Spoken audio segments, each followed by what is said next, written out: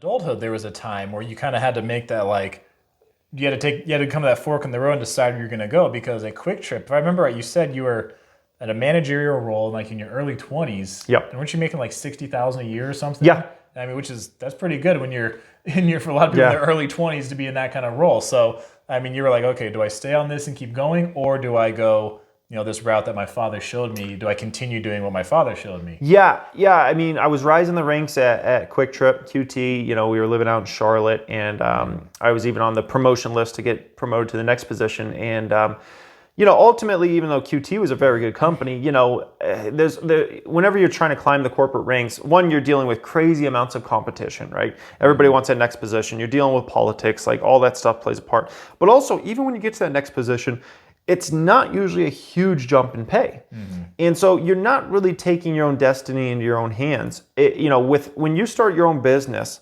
right? Obviously, there's more risks, but there's also risk in working for a company, right? Like your job is safe until your boss comes in and says you no longer have a job, and then how safe is your job? But like QT, I had a good job, but I was looking at it and I'm like, man, if I start a business, like there's unlimited potential for me, right? Literally unlimited. And so I looked at it from that perspective, and that's what really I think additionally kind of drove me in terms of just being bogged down by, QT was a big grind. It was like 48 to 50 hours a week. Had to wake up at like 4 a.m. each day and, driving 30 minutes across town. So really, just there and then 30 minutes back home. I mean, when you add all that up, it's like, geez, man, this is a grind. And my next position, it might take me another year, 2 years, 3 years to get to make maybe a couple thousand extra bucks. Versus starting your own business, and you could have exponential growth. Right.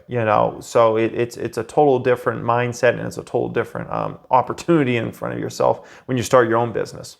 Yeah, exactly. So, I mean, it was interesting to hear that when you talked about that in your videos you're like, okay, do I go down this route? Because you were doing the real estate photography. Yeah.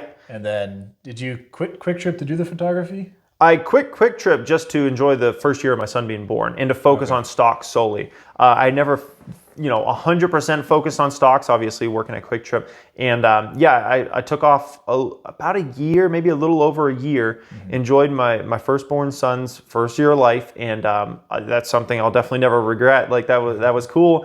And, just got to experience that, focus on stocks. And then it was kind of like, okay, we need to get into something, man, start making some money again. Yeah. And because I was just living off savings, that I had from basically investing and having success in the market and whatnot. I had like $200K when I left Quick Trip just in stocks. And so I was in a pretty good financial position. But hey, when you got a kid and you got a family, you know what I mean? Like you start eating into that money and it's like, okay, we got to get doing something, man. Get this ball rolling again.